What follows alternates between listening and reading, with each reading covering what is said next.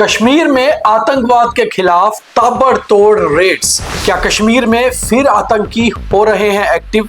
क्या आतंकियों ने नई भर्ती या फिर हाइब्रिड आतंकी नेक्सस को कर दिया है दोबारा से सतर्क? सीआईके ने जांच शुरू की और अब इन आतंकियों को दोबारा से जड़ से उखाड़ने की जरूरत। यही है आज का बियॉन्ड द हेडलाइंस।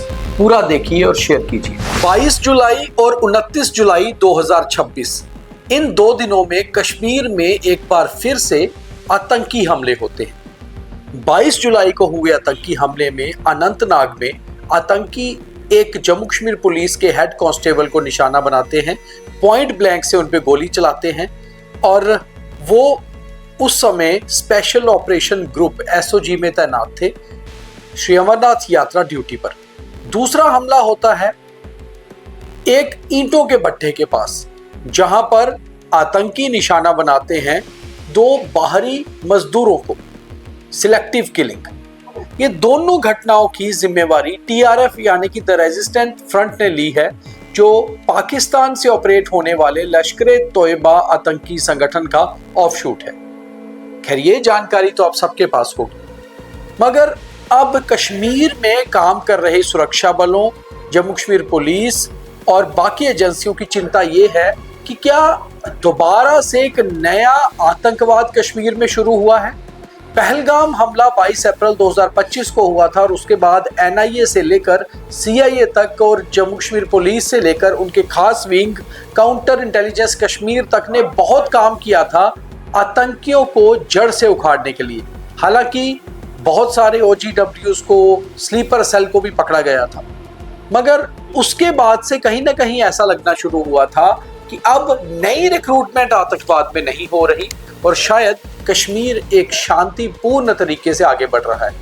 इस बार भी अच्छा खासा टूरिज्म हुआ, अच्छे तरीके से ही अमरनाथ यात्रा शुरू हुई, मगर अमरनाथ यात्रा के बीच में ही हुए इन 2 हमलों ने एक बार दोबारा सुरक्षा बलों को सोचने पर मजबूर कर दिया है और उसी का नतीजा है कि अब कश्मीर में दोबारा से आतंकवाद विरोधी कार्रवाई शुरू हुई है और ये जिम्मा सीआईके कश्मीर ने लिया है। सीआईके यानी कि counter intelligence Kashmir. Counter intelligence Kashmir wing है जम्मू कश्मीर पुलिस का, जो बहुत खुफिया तरीके से भी काम करते हैं, गिरफ्तारियां भी होती हैं और इन्वेस्टिगेशन यानी कि जांच भी।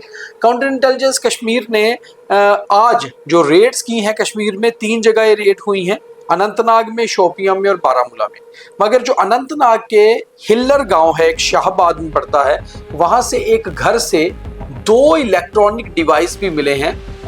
इन इलेक्ट्रॉनिक डिवाइसेस में क्या है, क्या ये दोनों हमले जो कश्मीर में हुए उनसे जुड़े हुए कुछ तार मिलेंगे, ये तो बाद में पता चलेगा। मगर FIR number 03/2023 police station CIK under section 153A और 505 आईपीसी और अंडर सेक्शन 13 और 18 यूएपीए एक्ट के तहत ये कार्रवाई की गई है।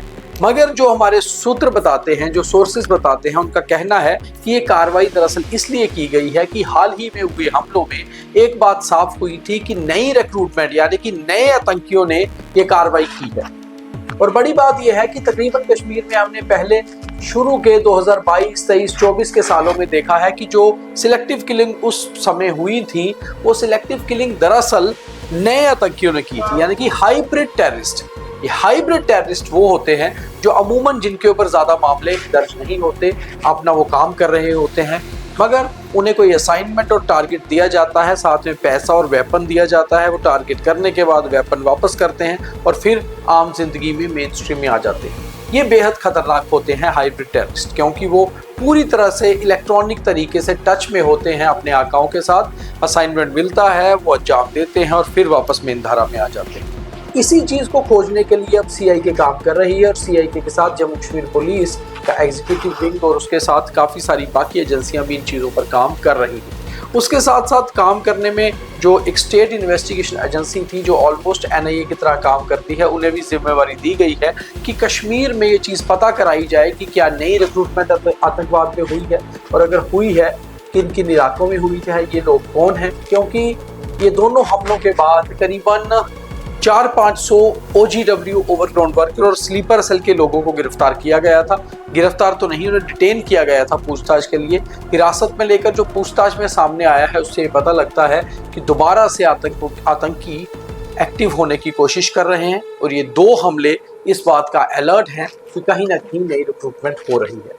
तो कश्मीर में हालांकि हालात नॉर्मल हैं, मगर जो जुलाई में 2 हमले हुए हैं उससे पता लगता है कि आतंकी अभी भी कहीं ना कहीं अंदर काम कर रहे हैं और उसे तोड़ने के लिए अब दोबारा से सुरक्षा एजेंसियां एक्टिव हुई हैं। बहुत धन्यवाद।